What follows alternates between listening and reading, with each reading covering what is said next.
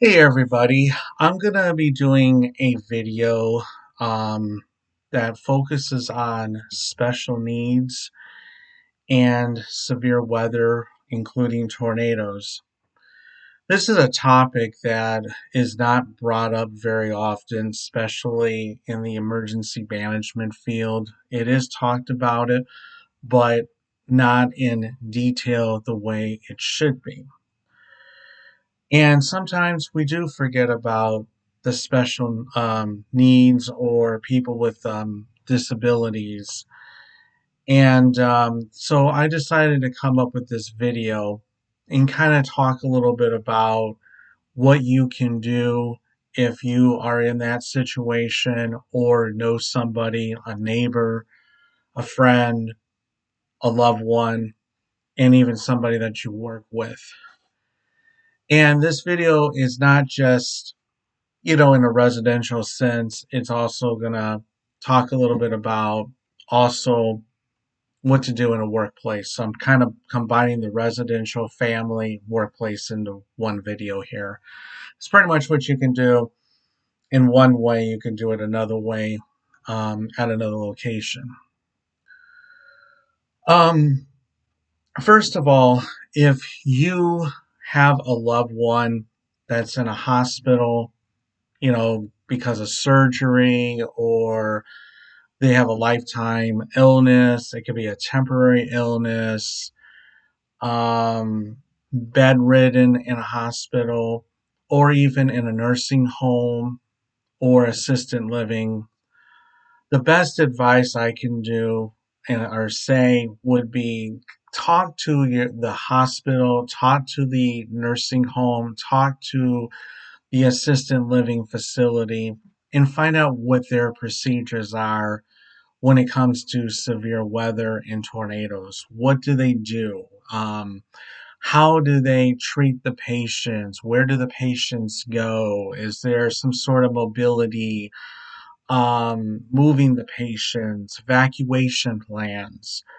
Don't be afraid to ask those questions because those are questions I definitely would like to know or know the answer to if I had somebody living in these type of facilities.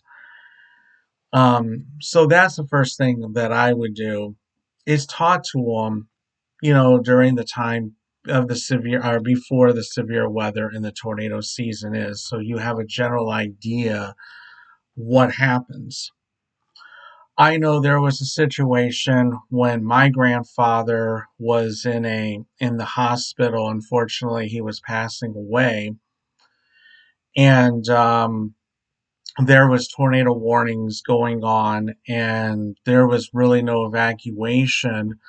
We all pretty much stayed on the floor. It wasn't on the ground floor; it was one of the upper floors, and they had everybody just stay put, stay in the hallways. And the patients that were bedridden, like my grandfather was, they just went in and just shut the curtains and tried their best to cover the patients with blankets and pillows just in case the windows would blow out. And that's pretty much all they did in this hospital. I don't know if that was their procedures. It was something that, they thought of right at the last minute. Those, again, are things that you need to find out. Unfortunately, when somebody is bedridden, especially when they're dying or very seriously ill, you can't really do much to move them. So you just got to do the best as you can to protect them. Like I said, protect them, putting blankets, putting pillows over them, and then shutting the curtains. So if in case the windows get blown out, everybody's protected by the glass. But again, like I said, make sure you ask those questions because that's something that we tend as humans forget. Hey, there's a tornado. Oh my gosh, my loved one's in the hospital. What is going on over there? Are they evacuating? Are they protecting him or her? All that's going through your mind. So those are things you want to make sure. Again, if you have a loved one or know somebody that's in the hospital, it could be temporary, it could be for a long period of time, a nursing home, or an assisted living. Now, If that person is living with you or even working with you, I always stress a couple of things here. Have a communication plan, and what that communication plan is, how you're going to talk to the person by cell phone, email, telephone, even if somebody is hard of hearing or hard of seeing. Is there a signal, like a flashing light or a loud noise or a vibrating instrument that's underneath the bed? Things like that. Those are what I call communications. And not only if they're living with you, they can be next door or, down the street, another side of town, another city, another state. That's why I always stress communication is extremely important when it comes to, you know, before anything that happens, and in a sense, severe weather and severe thunderstorms. So you want to make sure you're on top of all this because you don't want to wait until something does happen. Um, and another thing is evacuation. Evacuation is another important thing. How is that person going to be evacuated? Are they going to be, say, like if they're stuck in a wheelchair, are they going to be lifted out of the wheelchair and carried somewhere to an assembly area? Um, are they just going to stay in the wheelchair? Are we going to carry the wheelchair down the set of steps? What if they're on crutches? What if they're bedridden? Are you going to take the entire bed, or are you going to use blankets to move the patient? Those are things that have to go through your mind, especially if you have a loved one that's living with you, that has disabilities, or that might be living somewhere far a distance away. That's something that you need to figure out. In your family, okay, if there, don't wait until a warning, no matter if it's a severe warning, thunderstorm warning, no matter if it's a tornado warning, don't wait until the warning. Do all this prior to where the watch is, because during the watch you got a good amount of time to prepare, to communicate, to figure out evacuation. So take the time during that watch period to do all this stuff. Actually, it should even be before then. That way you have a plan already in place and you can do it over and over and over and over again. If you are on a bottom floor, and no matter if you live alone or work at your workplace alone or in a group of people and you're on the ground floor, that's probably the best thing. If you are wheelchair bound, meaning it's hard for you to maneuver from the wheelchair to another location, best advice would be to stay in the wheelchair. Have blankets or something to cover up your head, your body. It could be blankets, it could be pillows, it could be, if you can maneuver a mattress around, something to cover for you and put you in a corner in an interior room. Like, again, a bathroom, a closet, utility room if you're at work, or some sort of a room without windows. And most importantly, if you're alone, make sure you have a cell phone with you and let people know where you are in case something does happen. And especially at a workplace, notify your supervisor, notify your fellow workers, notify your family if you're at home alone. Let them know that, hey, there's a tornado watch, severe storm watch. Now it's gone to a warning. Contact them, let them know the situation and that you're hiding. And this is what I'm doing, where I am. That way they can notify you, they know where to find you something would happen. Also, if you have an emergency kit, have one next to you as well, like flashlights and stuff, just in case the power does go out. But the ground floor is probably the best thing to do. Now, if you're on the second floor all the way up in a workplace, residence, and again, if you live alone, there's a few ways you can do this. My good thing is if you live in an apartment building, it has several floors, get to know your neighbors. Get to know your neighbors. And let them know, hey, I'm wheelchair bound. I need assistance. If God forbid something would happen, are you willing to help me? Are you willing to carry me downstairs? You have the option of carrying you in the wheelchair. Of course, that will be that'll be heavy. I've actually done that when I was a security officer. I had to move a wheelchair bound person down a flight of steps because the elevator did not work, and that was a struggle. Luckily, I had 4 or 5 other guys with me, um, that were just witnesses, walking around, and I say, hey, can you guys help me? They were willing to help me and get the person down the steps. Sometimes you're not going to have anybody with you. So if you're on those floors, kind of do like what the hospitals do is, just try your best to cover yourself up, get yourself into an interior room, a closet, bathroom, and cover yourself. If you can't get that, make sure you got the windows closed with the blinds or drapes and protect yourself that way. Um, I cannot stress that enough. But if you got enough time, hopefully your neighbors or if you have family members, notify them and say, hey, we're under a watch. Can you guys come over here and help me get to a location? So when the warning does come, I'm already here, I'm already prepared. And again, this is if you're wheelchair bound, no matter if it's permanently or temporarily. If you have the ability to be carried, that's fine as long as they don't hurt you or make the situation worse.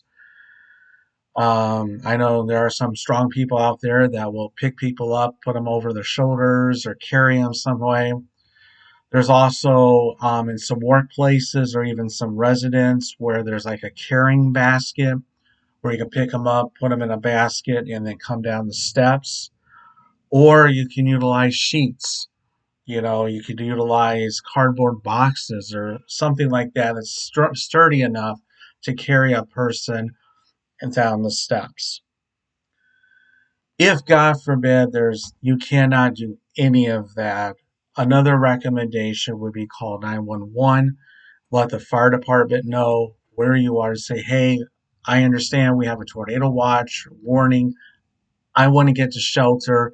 Can somebody come over here and pick me up and bring me down? That's another option you can do. But also remember, the fire department will be busy. If something would be happening in your town because of the tornado or the severe weather. So you got to make sure you have this all planned out. That's why I say communication is important, evacuation is important, and have all that already put in place. Don't wait till the last minute. If you have somebody with a crutches or a walker, it's a little bit different because you can maneuver that person or carry that person down the steps. They don't recommend the elevator. I know people are saying, why can't we use the elevator? Well, in severe weather, in case of a power outage, you don't want to be in an elevator during a power outage because wherever you are on the floor, it could stop. And now you have another incident. And now you're stuck in that elevator, and who knows how long it will be before they get you out of that elevator. That's why they stress you don't use the elevators, use the stairwells. And again, make sure you are protected, by pillows, blankets, mattress, clothes, cardboard boxes, anything that light you can just draw yourself if you're laying down to if you're in a wheelchair, um, if you have a sprained ankle sitting down somewhere, and making sure you're protected. And what I mentioned earlier was communication. Make sure, especially if your loved one is living by themselves, that they have some sort of communication, knowing there's something going on. Deaf people can't hear, so they can't hear tornado sirens. They can't hear alerts going off. So have a way that they can see messages. It could be a flashing light. It can be something big that's strolling across. Put something like that in your loved one's residence. Or if you got a workplace that has, you know, deaf um, workers working with you, have some sort of way that they can see, again, flashing lights, scripts across something on a computer, up on a wall. That way people can see that. Now, if you're blind, then you got to use the sound. That's where you can use buzzing sounds, alarms, horns, things like that to alert your loved ones or your fellow coworkers, hey, there's something going on. This is something, again, that does not get talked about, what to do with people with disabilities. Like I said, temporary or wheelchair bound, bed bound, and we don't think about these things. From our home to the workplace, or even again, when you have a loved one or somebody that you know in a nursing home or an assisted living or in the hospital, again, make sure you ask them and say, hey, what are your procedures when it comes to this stuff? Do you have alarm systems? Do you have visual aids? Do you have an evacuation plan? If you don't evacuate, like what happened with my grandfather during the tornado warning, do you just leave the patient in the room, cover them up, cover the windows? Is that all you do? Those are things you want to know, and don't be afraid to ask. And then again, if you live with somebody with a disability, or if that person is a disability living on their own, check up on them, have a plan, a communication plan, evacuation plan. Again, evacuation would be, how would they evacuate from their room to the hallway to a stairwell down to the lower level? Is there a group of people that you can trust that can help with that maneuver? What kind of equipment you need? Let your landlord know, the landlord know, let your workplace know that you will need, or that person needs, extra help, extra guidance, extra time to evacuate to these situations. And again, when it comes to communication, how we communicate: cell phone, email, alerts, signals, alarms, horns, flashing lights, eliminated signage, eliminated messages, strolls, things like that are very important. And again, no matter if they're bedridden to temporary, make sure you know what to do and have emergency supply kits with the people, water, food, first aid kits.